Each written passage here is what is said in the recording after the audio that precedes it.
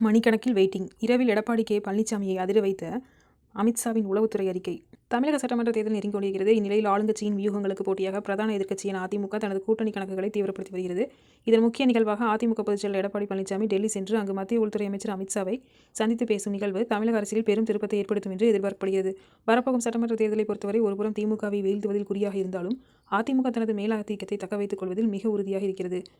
மொத்தம் உள்ள 234 தொகுதிகளில் சுமார் 170 இடங்களில் அதிமுக நேரடியாக களம் காண வேண்டும் என்பது எடப்பாடி பழனிசாமியின் பிரதான திட்டமாக உள்ளது. எஞ்சிய இடங்களை மட்டுமே பாஜக, பாமக மற்றும் அமமுக போன்ற தோழமை கட்சிகளுக்கு பிரித்து வழங்க அவர் முடிவெடுத்துள்ளதாக தெரிகிறது. குறிப்பாக பாஜக தரப்பில் 30 தொகுதிகளும், பாமக தரப்பில் 17 தொகுதிகளும் எதிர்பார்க்கப்படும் நிலையில் இந்த இடப்பங்கீடு தொடர்பான இழுபறிகளை தீர்க்கவே இந்த டெல்லி பயணம் திட்டமிடப்பட்டுள்ளது. தொகுதி பங்கீட்டை தாண்டி சின்னம் தொடர்பான விவகாரமும் தற்போதைய கூட்டணியில் பெரும் புகைச்சலை ஏற்படுத்த துவங்கிவிட்டது.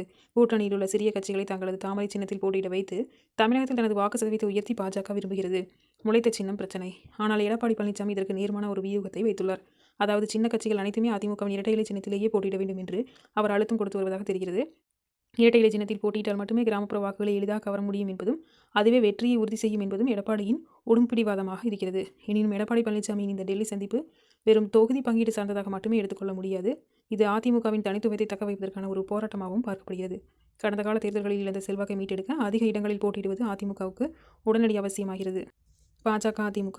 அதே சமயம் தமிழகத்தில் காலூன்ற துடிக்கும் பாஜக தனது நிபந்தனைகளில் எவ்வளவு தூரம் இறங்கி வரும் என்பதை பொறுத்தே இந்த கூட்டணியின் பலம் அமையும். அதேபோல சிறிய கட்சிகள் எந்த சின்னத்தை தேர்ந்தெடுக்கின்றன என்பதுதான் வரும் தேர்தலில் கூட்டணி கட்சிகளின் உண்மையான பலத்தை நிர்ணயிக்கும் காரணியாக இருக்கும்.